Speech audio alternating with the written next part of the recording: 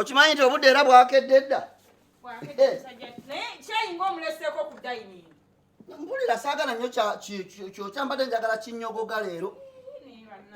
Wasuze ngamba esiroti owulire kwakiriro yagala kyoki. Nasuze njagala ku kinnyogoga. Olwaleero enkalama teekedde kunnuma simanyi lwaki. Nywe kaluwa. Nyokali akakiragala. Kalweza mulonda ako. Kanywe. Kanywe kuka. Aleluya jinga tea. Aleluya jinga tea. Kanywe kulwange. Kankanywe kululo. Mbara ngamba gwe kululo naali kunyweredde kano. Kano ka aleluya banana drink. Oyo abakyala. Ate omuli omulondo, omuli ebirunga byonna, omuli ne kamyu, kwegamba omusajja bw'okanywa omanyi. Oba mukambwe. Oba mukambwe ku babbi. Oba mukambwe ku babbi. Ababbi bwe bajja. Mwagala ki wano? Ozimbye akanyama. Okalabye. Okalabye. Okakuba jjo. Sokoleke. Ebyokulya bye mbadde nkuteeredde ku dining. Kanejjireko omanyi nagenda n'ekubeekingira nga manyi bw'onaalya ku bukeeke buno. Omanyi nagamba luli nti njagala ngezese ku buno obukopo bwe wandeetera. Obusale keeke. Omanyi ebyokuyiiya obikola nnyo. Nabukoledde kiro. Kati nkedde ne mbukudyerako kyokka ogaanyo. Saagala nnyo biwoomerera olwaleero. Omalamu amaanyi. Matovu. Yingira. Matovu. Yingira. Oli ku aleluya. Wachyo palizeka pake ntugenda. Ate no nga abadde ayagala kumpa kyayi. Ayi, obudde bugenze tugende. Kufe nani akereye? Nedda. Wadde enkereye aliko tugosuseeyo kubanga osanze otulungi. Otulangako togirekanga nga teri mukisa. Nze mbukola. Yatandise okukola bukeeko. Buno bamukola mu ngano mugundi y'amaganjo. Wasuze otya? Walina suze. Wasuze otya? Bulungi blaza. Obudde bugize tugende. Nsonyiwa naye mbadde nyina okufunaako okunywa. Nange kampere ddala obulungi maama. Wasuze otya mulamu? Muli muti eyo. Omukyala kajja akennankani. Olwo olugezigezi luweere wuwo. Ojja duweera wuwo. Enkoge enkola bulungi nnyo. Omanyi enkoge ewonya omusujja gwa gundi. Ogombyenda. Nene enkoge ewonya omusujja gw'ombyenda. Enkoge gy'olaba tekomaawo. Ewonya omutwe. Gulo gulumirira. Enkoge eguwonya. Enkoge eddagala nnyo. Tolwangawo okunywa enkoge. Mulamu w'omufunire ku kyayi. Kajja kumala. Ogenda nga tunywere ku kikopo kya kyayi waka wano. Bemanya ndagano. Sale parking. Omanyi blaza, nze wange saagala ove wano nga tolina kyoliddewo. Ekyo kive nnyo. Tuyambaganye mu bintu bingi, onkwatiddeko mu bintu bingi. Bingi nnyo. Kikoze bulungi. Bandange ndabirawo. Akakopo kange okakuuma naye n'okimanyi ako kapulasika kakunanga akatwala neetabuza. Nerabira omanyika nenyamba abaana. Nja kumala kujja kambujjeyo. Gwe sebo leero ne wankubadde ebyange byebibyo. Ate gwe onoomala gatwala butwazi bwotyo. Abaana. Yangamba abwerabira mu mmotoka. Kyenjagala omanye.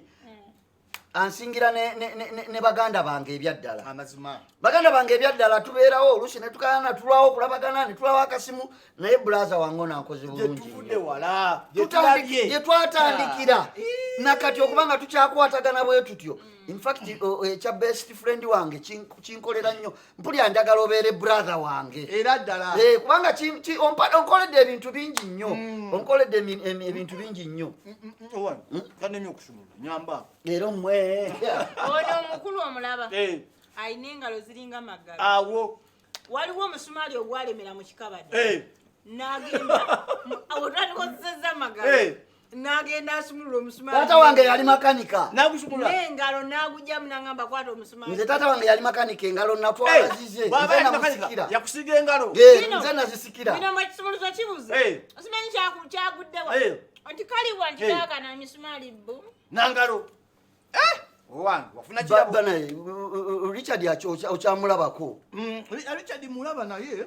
Owange Richard oyo. Mulaba kitono.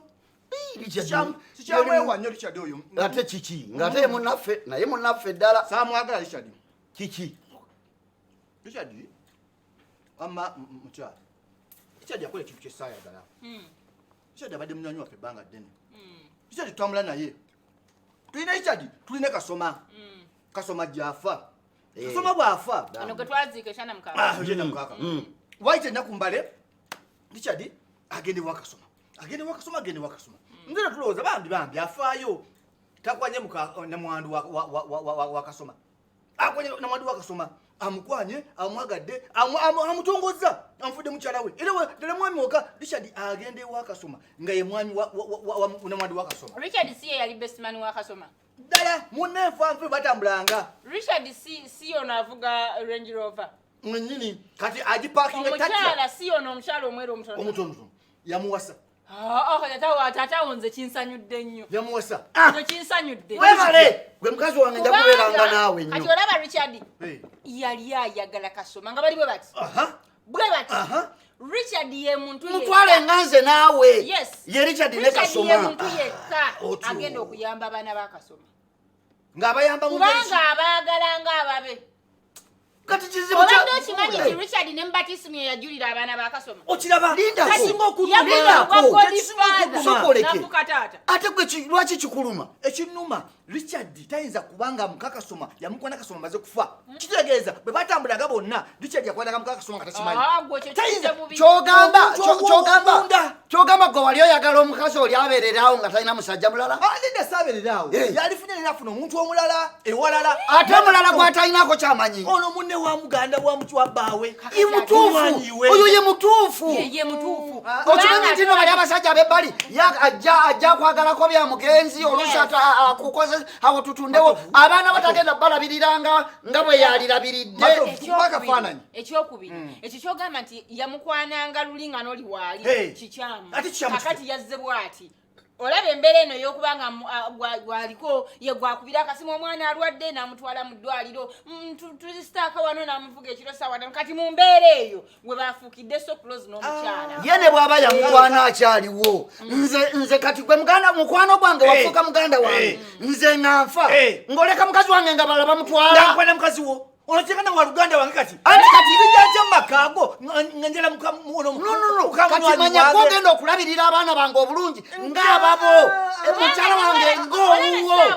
Olaba essaawa eno nti mwami Matovu waali naye abaana bange obadde ojjukiramu buli lwa travelinga gwe gwe tubonyaabonya. Okitegeera asembera no kakati gwoba oli wa munju bw'olabirira omwana wange ow'ebbali si bwagenda omulabirira. Mukyala wange tojja muyisa kali kajja kujja nti mukamukwano gwange muyise bwe nti abaana ba mukwano gwange mbayise bwe naye oli azza obusi. Mukwano gwo ogamba kati ye munawe tetera. Mukwano gwo leka mukwano gwo mwekuusa mwewuusa ogw'omukwano tosobola kujja mukazi wa muganda wo ddala kyenkana gwe nomalanga bonna kitegeeza wakuba gudikude ng'afudde. Kati kale weewunye mbadde nkutwalanga mukwano gwange ekitegeeza ne bwenfiira wano togenda kuyamba mukyala wange abaana bange. Omuyamba kirala naye omuganza kirala. Kati ate ng'omulese mu bbanga bw'otyo ng'omulekedde abalala bajja wano beegazaanyize mu maka gange. Leka naawe tekisoboka ekyo nze sola kiwulirako era ngolaba wano ndaba wano nze n'omala oviira wano mu nsi wano sidda. Sidda kati byebiruwa ebyo byebiruwa tulyose ne twogera wamma kati nkutegedde toli mukwano gwange oleke mukyala wange n'abaana bange baboneebone erimba ngeze komawo kati ate obalekera ow'ebbali. buli azamaanya mukazi w'omunogo obalekera nyo omuddako. Nze ngamba twabadde tubyogerako bwogezi temuyomba. No kati ono kyampadde naawe kirala kati abaana bange mukyala wange mba ngenda komawo kakati ng'oleka abato abalala bajje babonyebonye abaana bange batandika n'obawa pulaani ez'okutunda ebintu so nga ate ggwe mu mutima waali kirumiddwa nga muganda wange mu kisenge kyali kya munnoowo kati okuva n'olwaleero nkutadde. Tolina mutima gulumirirwa oba tolina mutima gulumirirwa. Oyingirawo ng'omaze kufa si bwe kiri. Genda